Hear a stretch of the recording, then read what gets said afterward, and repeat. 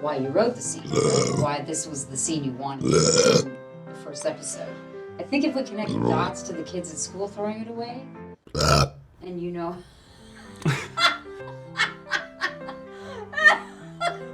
we better be the only ones watching these out. They can watch the burps, that's fine. Alex the lion. Alex the lion. It's from Madagascar. If you have any poo left, fling it now. If you have any poo, fling it now.